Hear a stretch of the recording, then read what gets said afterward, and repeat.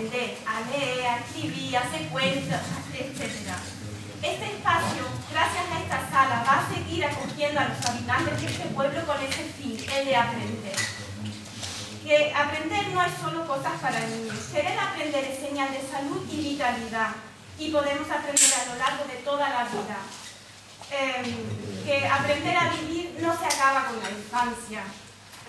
Aquí podemos aprender y practicar lo que nos propongamos.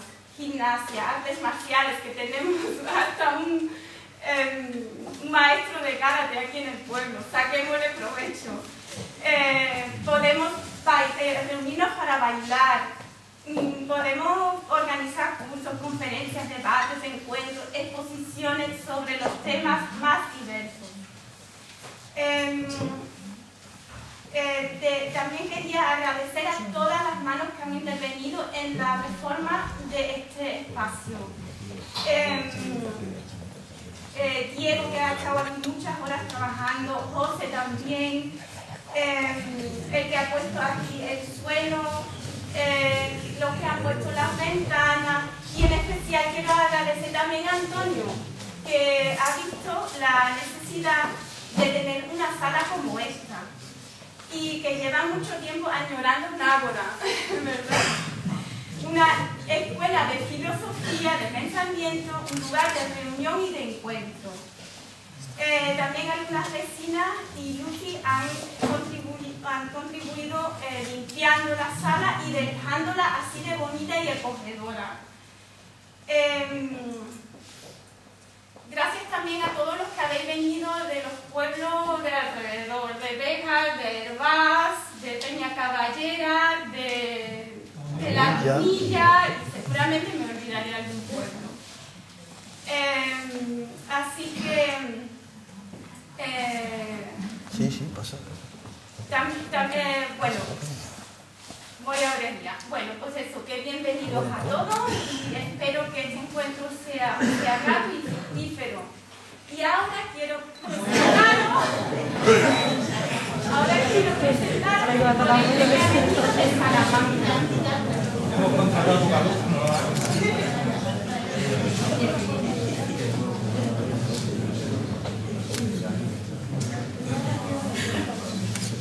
Tratar el tema de la renta básica en este segundo encuentro del Ágora nos pareció interesante y polémico, pero en la polémica está el debate. Y como decía Hipatia de Alejandría, esta imagen tan bonita que tenemos, pensar erróneamente es mejor que no pensar en absoluto. Además, se nos presentó la gran oportunidad de encontrar a la persona adecuada para introducirnos en este tema. Escuchemos ahora con atención a Francisco Javier Braña Pino, catedrático de Economía Aplicada en la Universidad de Salamanca, con más de 40 años de docencia ininterrumpida y un amplio currículum de investigador en el campo de la economía del sector público, con especialización en economía de la educación y economía de la salud. Su última publicación es el libro ¿Qué hacemos con los impuestos?, publicado en la editorial Acado. Además, tiene experiencia en el mundo de la empresa pública y privada, en el que ha trabajado 15 años como asesor económico. Y recientemente ha dado varias conferencias sobre el tema que nos trae hoy a la Ágora. Y por comentarios que he oído, parece ser que son sumamente interesantes y esclarecedoras. Sin más que añadir, tiene la palabra el señor Braña.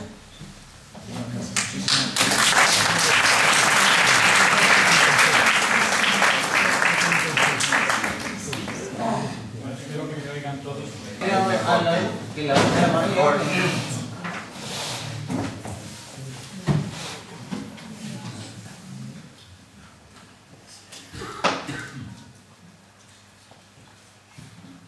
Él quería intervenir porque estamos en una cosa que se llama Ágora. Y Ágora significa en griego asamblea pública, es decir, donde se transmitían, aparte de las conversaciones políticas, también la cultura. Y yo personalmente le doy las gracias a Gilberto, a Elvira, a Javier de Béjar también, porque son con la gente con la que más relación he tenido, y a Gilberto en especial por su clarividencia intelectual, su lenguaje puro y muy bueno. Me ha gustado mucho tu artículo que has publicado. Y voy a hablar solo escuetamente, como si dijéramos cultural, por cuestión cultural, de 5 personajes claves en mi desarrollo personal e intelectual y en la historia de la humanidad, yo creo, desde mi punto de vista. Que todos tuvieron problemas con las autoridades. Hipatia, que es en griego significa la más grande. Una filósofa neoplatónica, una gran matemática, una especialista en geometría, dirigió la gran biblioteca de Alejandría. Fue asesinada por los partidarios de San Cirilo, que eran los parabolanos, que significaba seguidores de la palabra.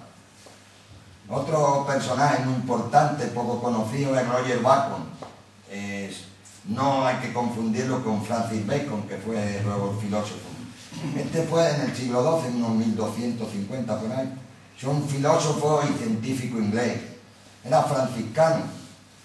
Era casi... porque era casi imposible ser intelectual en esa época si no se pertenecía a la Iglesia. Defendió el método experimental. Fue el primero que definió también uso de las gafas. Estamos hablando del año 1250. La posibilidad de los telescopios, de microscopios, una auténtica quimera en aquella época, porque entonces esos chiquinos que ahora vemos, eso era que se denominaba que todo eran cuestiones del diablo. También fue impulsor de vehículos mecánicos que se movieran por sí mismos, por tierra, mar y aire. Estamos hablando de hace 800, casi 800 años. De Paracelso, otro personaje muy importante. Fue un extraordinario médico, un alquimista, es decir, un químico y farmacéutico. Se adelantó a muchos en muchos descubrimientos posteriores se deben a él en la medicina moderna, como por ejemplo el bocio, la sífilis.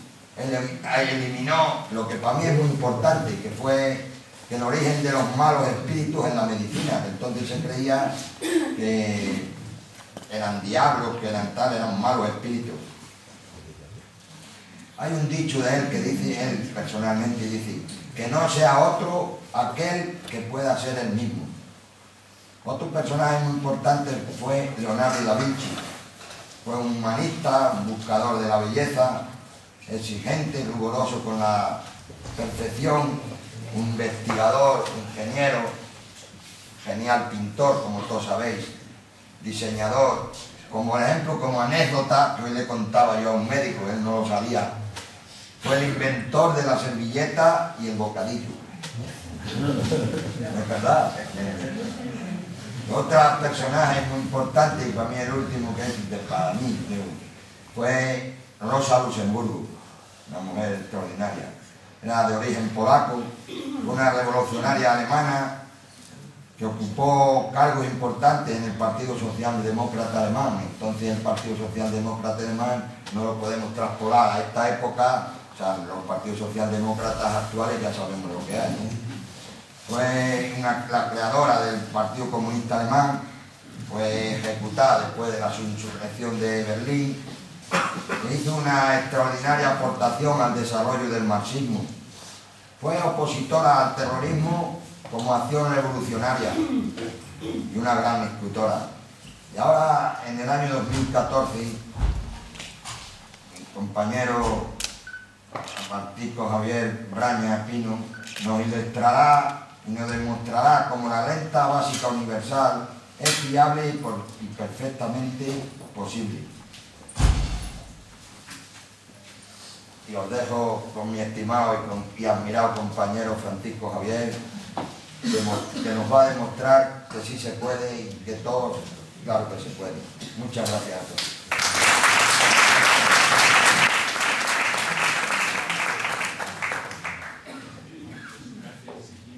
Gracias a Frida, a Gilberto y a todos ustedes por estar aquí, al alcalde del Cerro y a las personas que han hecho posible que quieran escuchar lo que les voy a contar.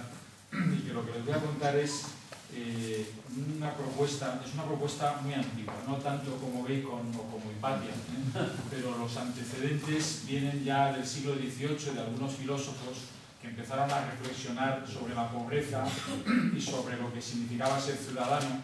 Y bueno, eso quedó en los filósofos hasta que fue rescatado hace unos 30 años en un grupo de filósofos, economistas, sociólogos, la posibilidad de que el hecho de nacer no debía significar el hecho de ser pobre ni condenar a la gente a la pobreza por el mero hecho de nacer. Y surgió una propuesta que es lo que se ha llamado la renta básica.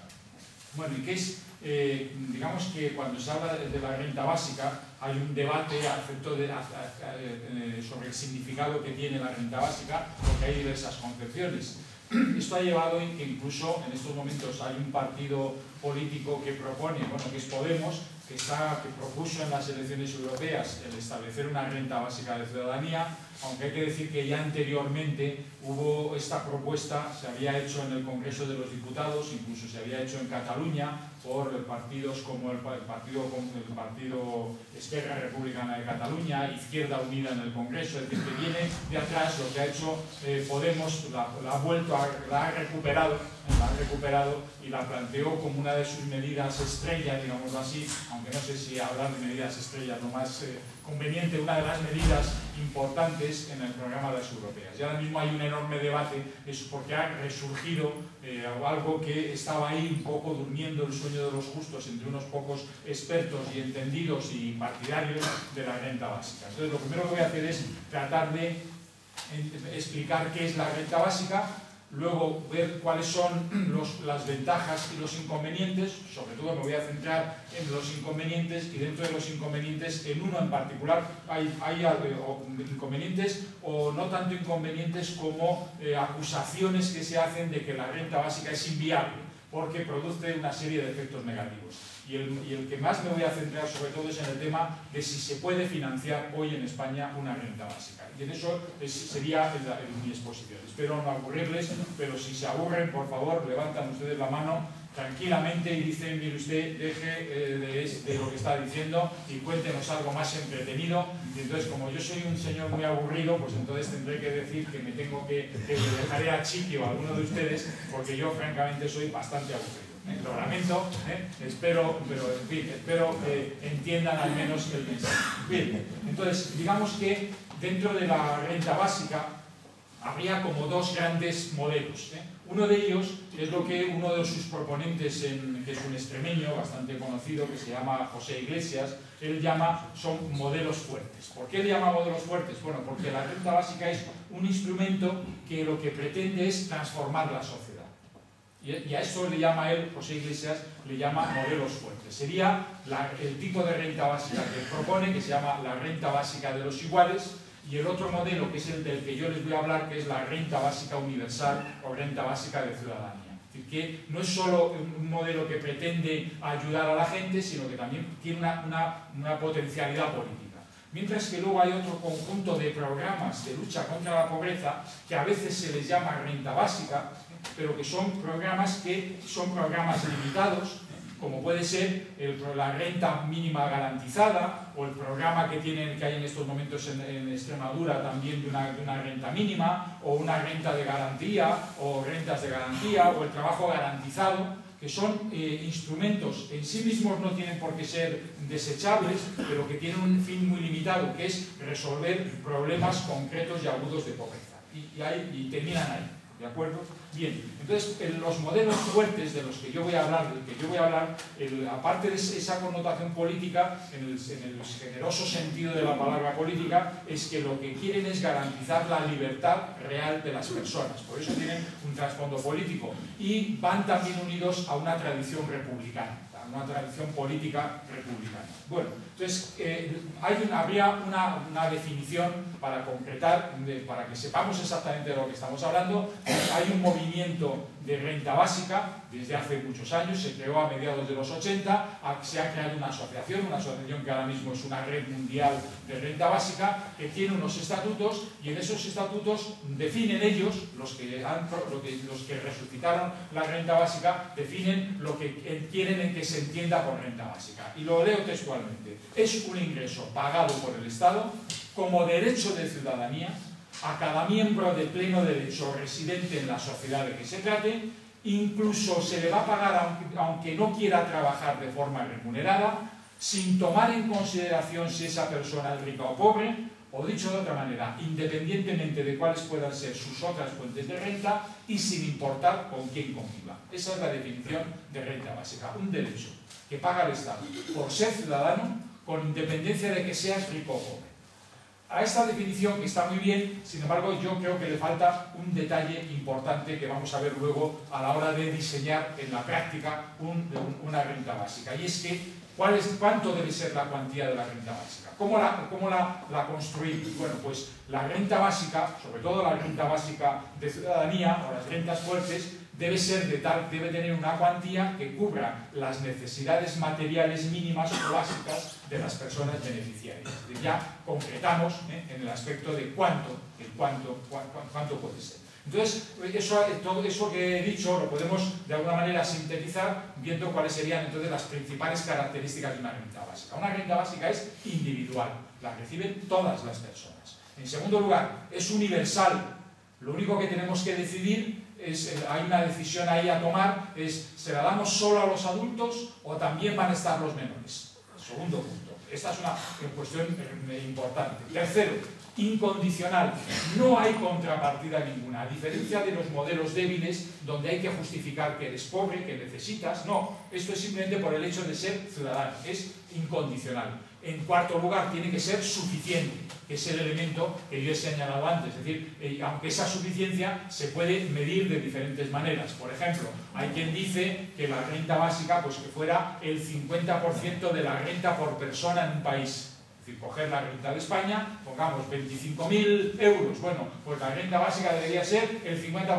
Todo el mundo debería recibir 12.500 euros. O otra propuesta, que es la que yo les voy a hablar, como la renta básica está relacionada con el nivel de pobreza, que esté relacionada con la línea de pobreza. Que la renta básica sea igual al nivel de pobreza que se establece en un país en un momento determinado. Ese nivel de pobreza, como luego veremos, se mide a través de lo que se llama la línea o umbral de pobreza, que se mide cada año, además por una oficina estadística, como es la Oficina de Estadística de la Unión Europea, de las Comunidades Europeas, que hace unos estudios con los presupuestos familiares y estima cuál es el nivel mínimo de renta que tiene que tener una persona, y entonces se dice, ese nivel mínimo de renta, yo considero que si tienes menos del 60% eres pobre. Hay un nivel, y entonces el 60% que tiene esa persona es pobre, como tal. No, el que tiene el 80% tiene carencias, pero todavía no es pobre. A partir del 60% para abajo, eres pobre. Bueno, pues este puede ser también un nivel de suficiencia. Luego ya vienen algunos aspectos un poco más técnicos. Por ejemplo, la renta básica no va a estar gravada por el impuesto sobre la renta. No puede estar sometida a ningún impuesto. Tiene que ser un ingreso limpio, como tal. Una segunda característica técnica es que si establecemos la renta básica, y yo puedo seguir hablando, va a sustituir a cualquier otra prestación inferior. Es decir, si alguien tiene una pensión, decimos que la renta básica son, pongamos, 600 euros al mes, y alguien tiene una pensión de 500, la pensión ya no la va a cobrar la renta básica, porque se trata de garantizar un nivel igual a todos los ciudadanos que estén por debajo de ese nivel de pobreza. Y, por último, un tercer aspecto técnico importante, no debe implicar el establecimiento de la renta básica que quitamos ingresos públicos ahora existentes. Esto es importante porque vamos a ver que para que la renta básica pueda funcionar necesitamos una reforma fiscal. Esta es para mí la principal ventaja que tiene la renta básica de ciudadanía frente a la renta básica de los iguales. Hay que hacer una reforma, en principio, del impuesto sobre la renta importante para que sea posible llevarla a cabo. Entonces, digamos que con esto los proponentes de la renta básica ya están señalando una cosa, es una medida de lucha contra la pobreza.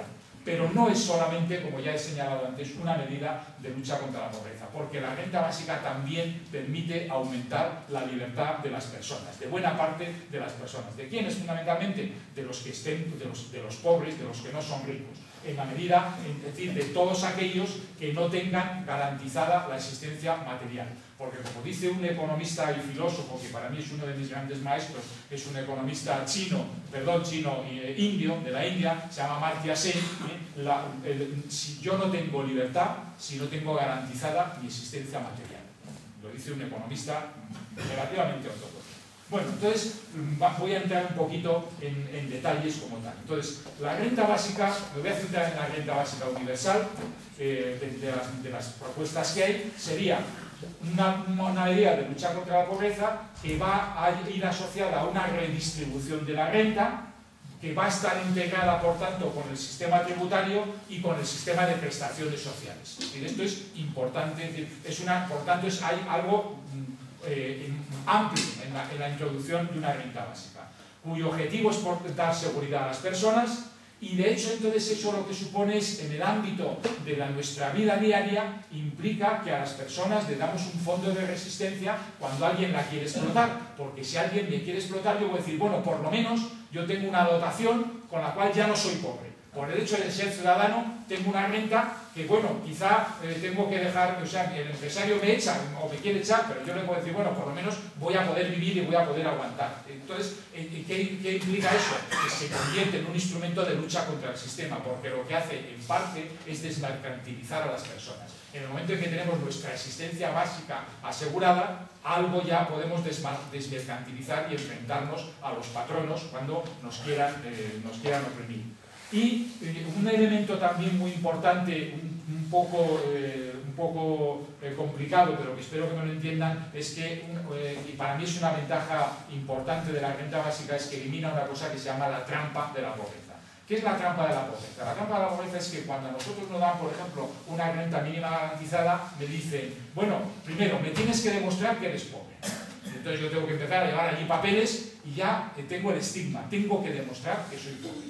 Eso a mí me parece que es un estigma. Pero no solo eso, sino el hecho de que yo ahora encuentro un trabajo de 3 meses a tiempo parcial y ya, entonces lo que me dicen es, como encuentres trabajo, ya no te quito lo que tenías, los 400, es decir, implica que yo no tengo incentivo, es decir, ante un trabajo, si me dicen, no, yo tengo un subsidio que me dura 12 meses, y ahora me dicen que si tengo que trabajar 3 meses por la misma cantidad o incluso por menos, no me la van a quitar, pues digo que no quiero trabajar. Es absolutamente lógico y racional. No es que esta persona sea un vago, esta mujer o este hombre sea un vago, sino que dice, no, prefiero quedarme con lo seguro que tengo, porque a lo mejor ahora me ofrecen un contrato de 3 meses, pero luego ¿qué? Y ya luego tengo que volver otra vez a pedir, a demostrar que otra vez que soy pobre. A eso se le llama técnicamente la trampa de la pobreza. Es un hecho que está totalmente contrastado por economistas que han trabajado en este tema, en temas de pobreza en muchos países. Por ejemplo,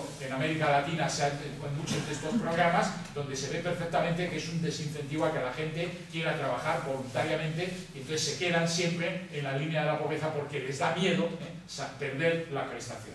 Entonces, hay una cuestión importante en el tema de la renta básica, y es que se ha discutido mucho, sobre todo se ha discutido mucho en el ámbito precisamente de Podemos, y es que las feministas, al menos un grupo de feministas, dicen que la renta básica no permite reducir las desigualdades de género, las desigualdades entre mujeres y hombres.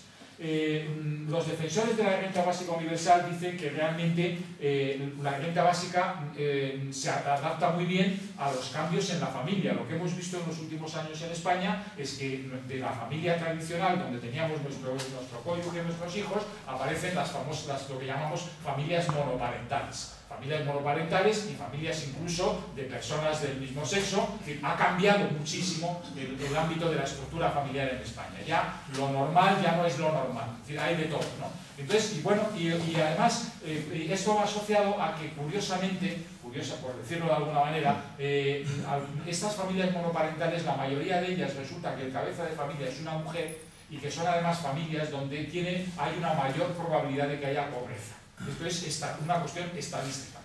una buena parte de las familias monoparentales es el cabeza de familia es solo una mujer, suelen ser en su mayoría mujeres divorciadas o separadas que se quedan con los hijos y además que tienen problemas de pobreza. Entonces, bueno, y la cuestión es, ¿la renta básica tiene algo que ver con esto? Bueno, digamos que en parte sí, porque la renta básica a esa mujer va a tener una renta básica con sus hijos.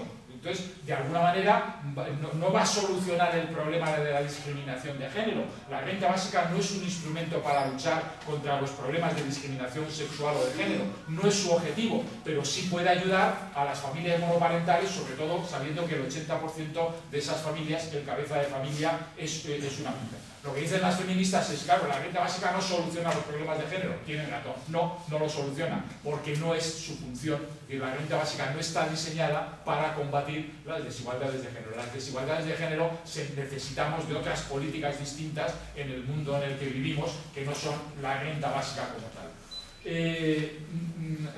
Hay que decir que entonces se empieza, con esto ya he empezado algunas de las críticas que se hacen a la renta básica. Por ejemplo, un argumento es que hay desigualdad. ¿Por qué? Porque, por ejemplo, la región en la que se vive, si ahora se pone una renta básica igual para toda España, pues los que viven en el Cerro me pueden decir que aquí la vida es mucho más cara que si vivieran en Béjar. O los de Béjar pueden decir que la vida es mucho más cara que los que viven en el Cerro. O los que viven en Cataluña, que la vida en Cataluña es mucho más cara que la vida en Salamanca. Efectivamente, eso puede ocurrir. Pero eso es una crítica que se puede de alguna manera solucionar diciendo, bueno, yo puedo establecer rentas básicas, quizá no la pueda establecer por pueblos, por municipio, igual no la puedo establecer por provincia, es decir, el problema es que alguna desigualdad siempre habrá. El problema está que cuanto más quiera yo diferenciar entre los que viven en el Cerro de Béjar de Salamanca, más caro me sale administrar la renta básica. Y entonces este es un argumento importante, porque si lo que queremos es que establecer un instrumento que luego hablaré de ello, que sea barato de administrar, que sea sencillo, y esta es una de las virtudes de la renta básica, esto va a ser un inconveniente. Es decir, si yo hago una renta básica a nivel nacional que va a ser muy sencillita de implantar, pues voy a tener obviamente desigualdades. El que viva en Barcelona dirá que Barcelona es muy caro y que con 600 euros al mes vive malamente, y a lo mejor el que vive con 600 euros en el Cerro pues es el rey del mambo o la reina del mambo. Y entonces el de Barcelona dirá, pues qué injusto, ¿no? ¿Vale? Pero aquí tenemos un conflicto, una disyuntiva entre hacer una cosa sencilla que elimine el nivel de pobreza y algo que pueda ser para todo el mundo el mismo nivel de vida. Las dos cosas, desafortunadamente, no se pueden hacer y tendríamos que llegar a un nivel intermedio. Esa sería una de las críticas que se hacen. Otra crítica que se hace de las muchas, que es la más polémica y la que más probablemente escuchen ustedes, es que si yo a todo el mundo le doy por el hecho de nacer 600 euros al mes, lo que va a hacer es crear un ejército de vagos. La gente no va a querer trabajar.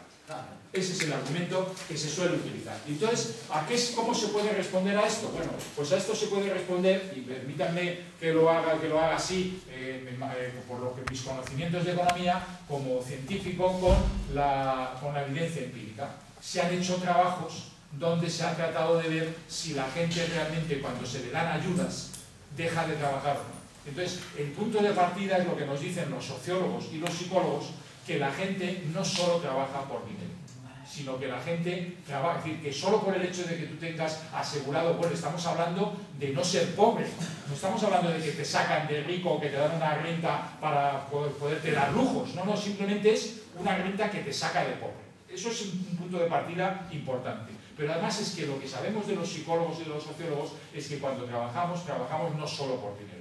Trabajamos por reconocimiento social, trabajamos por sentirnos útiles, trabajamos por autorrealizarnos, trabajamos para hacer actividades culturales. Entonces, ¿cómo se puede contestar a que por qué la gente hace horas extraordinarias de manera voluntaria?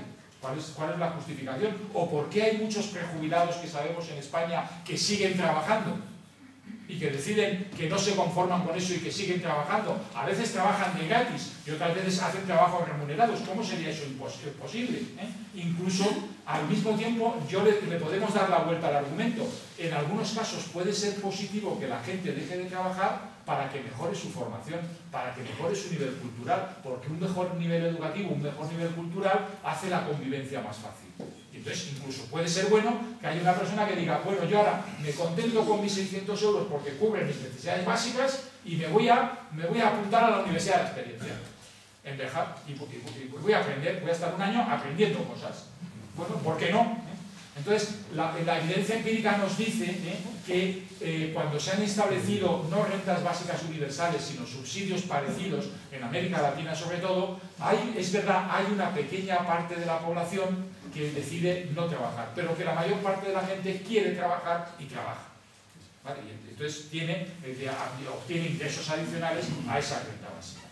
Bueno, otra cuestión también muy debatida, muy demagógica, es que esto va a provocar un efecto de llamada en la migración. Si ponemos la renta básica en España, vendrán para acá todos los sudafricanos, los del sur, los marroquíes, los no sé. Bueno, realmente el que dice eso desconoce por qué es la emigración.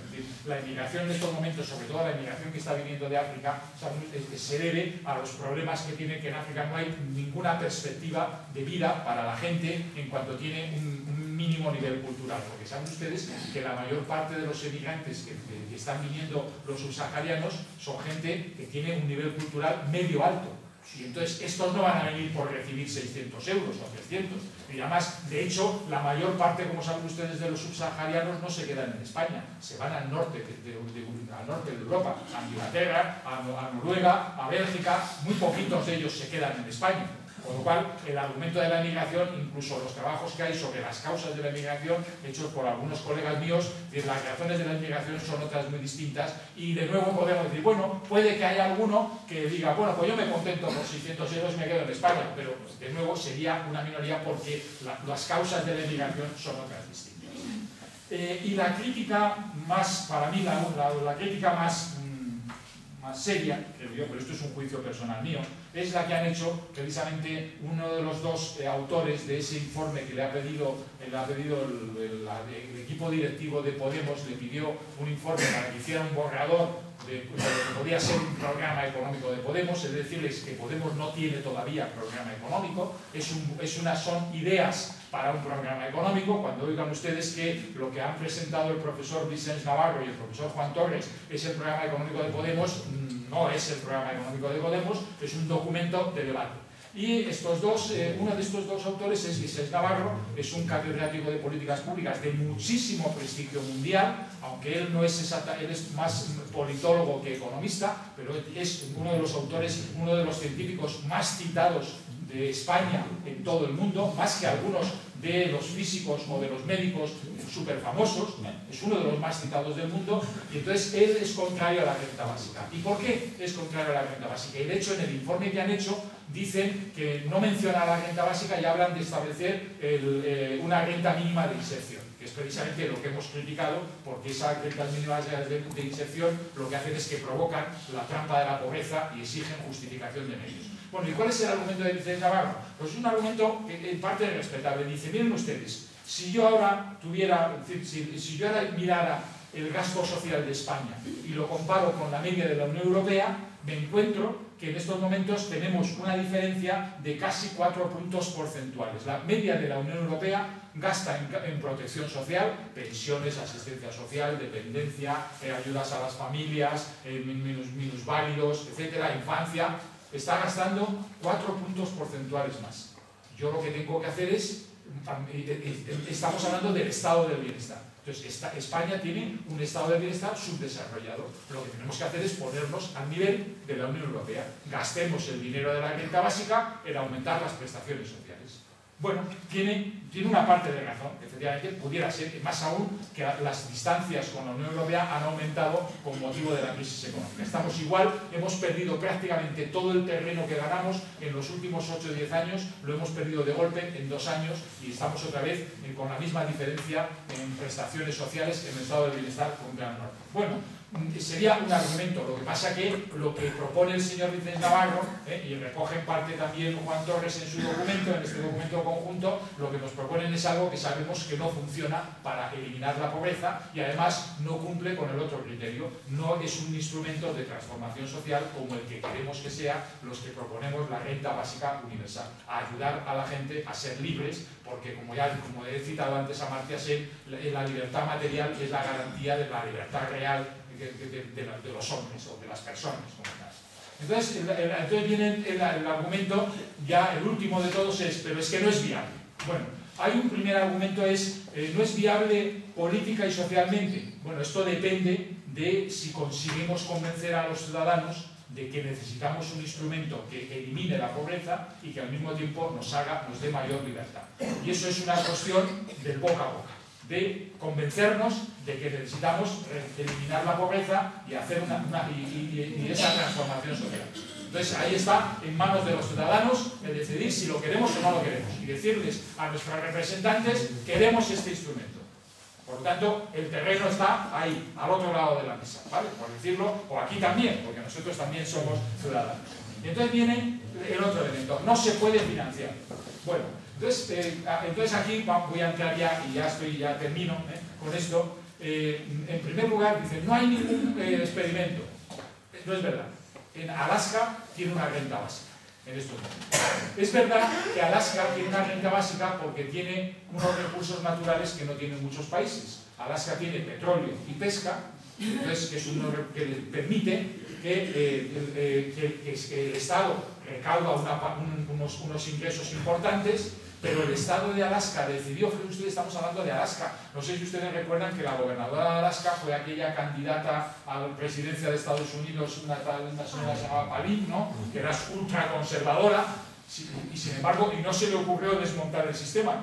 ¿En qué consiste el sistema de Alaska? Pues que una parte de los fondos que el Estado obtiene del petróleo y de la pesca ha creado un fondo y con ese fondo paga todos los años, bueno, lo que hace una media de rendimiento, lo invierte el dinero, coge el dinero, lo invierte y cada 5 años hace una media del rendimiento y calcula cuánto le corresponde a cada ciudadano, simplemente con que uno resida 6 meses en Alaska ya tiene derecho. Entonces, obviamente, ¿qué es lo que pasa con Alaska? Bueno, que unos años la cosa va muy bien, los precios del petróleo suben mucho, la pesca sube mucho y entonces resulta que se paga mucho. Por ejemplo, en algún año pues han dado casi $2.000.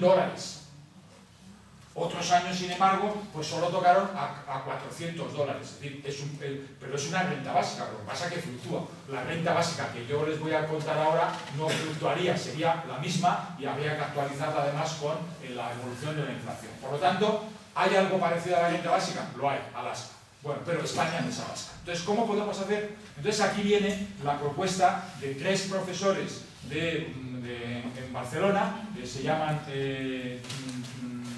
Jordi Alcarons, Daniel Raventós y Lluís Torrents, que empezaron a trabajar hace tiempo y empezaron a hacer simulaciones.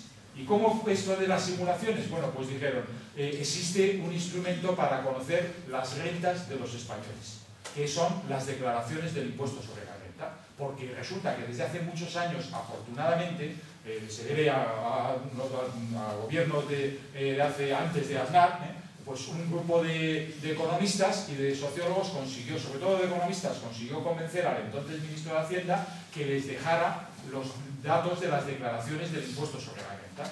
Y cómo, pues se hizo una especie se cogió de los millones de declaraciones, que ahora no sé si son 17 millones, pues se hizo científicamente, estadísticamente, una muestra, se escogió que son pues un montón de declaraciones, unos cuantos millones de declaraciones, que con eso anonimizadas, es decir, no aparece quién es el contribuyente, entonces se tienen los datos de 2 millones de familias, los datos reales. Y con esos datos se pueden hacer maravillas para tratar de ver, por ejemplo, si es posible implantar una renta básica. Entonces, ¿qué es lo que hicieron estos autores? Bueno, pues primero hicieron un ensayo en Cataluña, con las declaraciones de Cataluña, consiguieron en este caso que el gobierno de Cataluña les dejara las declaraciones de Cataluña, hicieron un ensayo y en ese ensayo lo que hicieron es lo siguiente, y luego les voy a contar este y el de España, porque son muy similares. Entonces lo que dijeron es, vamos a coger a todos los catalanes, y lo que vamos a hacer es, a todos los adultos les vamos a dar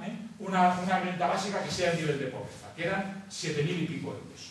Y lo que vamos a hacer es que a los menores de edad, como sabemos que los menores de edad, cuando en una familia cuestan menos dinero mantener un adulto que a un menor, entonces lo que vamos a hacer es, y eso se sabe numéricamente cuánto es, aproximadamente tener un hijo supone un 20% más de gastos para una familia, y luego el segundo hijo es un poquito menos del 20% y el tercero un poquito más del 20%, está perfectamente calculado. Entonces lo que vamos a hacer es decir, bueno, la renta básica para un adulto va a ser los 7.000 y pico euros, que es el nivel de pobreza, y para los menores de edad vamos a darles el 20%. Por cada hijo, un 20% más. ¿Vale? Entonces, eso fue. Entonces, entonces se hicieron el cálculo y dijeron, bueno, pues todo eso, ¿cuánto suma? Todo eso suma no sé cuántos millones de euros. La cifra en estos momentos es un poco es irrelevante. Esto suma, pongamos 100. Bien, entonces yo calculo que tengo que dar la renta básica y el valor es 100. Pero ahora hemos dicho que yo voy a suprimir todas las prestaciones sociales inferiores a la renta básica. Por ejemplo, ¿qué voy a hacer? Pues el gasto público en promoción del empleo y protección social, voy a quitar los gastos en pensiones de Onfardá, voy a quitar los gastos de la ley de minusválidos, voy a quitar las becas, voy a quitar pensiones que estén por debajo, porque lo que hago es que las sustituyo. Es decir, quitar no es exactamente la palabra correcta, lo he expresado mal, sino que usted ya no necesita tener una pensión de minusválido, porque ya tiene la renta básica, que le cubre. Ahora, si su pensión es superior a la renta básica, usted va a cobrar la renta básica y la diferencia. Si su pensión es de 8.000 euros al año y la renta básica son 7.000, usted seguirá cobrando 8.000, 7.000 de la renta básica y 1.000 de la pensión. Entonces, eso en primer lugar. Y luego, el supuesto de que como la renta básica es exactamente igual para toda la población, resulta que es facilísima de administrar, sencillísimo. Mientras que yo aquí he citado 8 programas distintos que implican, hay gastos de administración, y por cierto, hago un paréntesis, España es de los países más baratos en administrar la seguridad social de toda Europa. Cuando ustedes hablan de que alguien se mete con la burocracia española y que si el sector público y que si hay muchos funcionarios que son unos ineficientes, que sepan que con datos estadísticos España es de los países más baratos de Europa, de los más baratos. España no llega, de cada 100 euros de la seguridad social no se llega a gastar 3 euros en administración.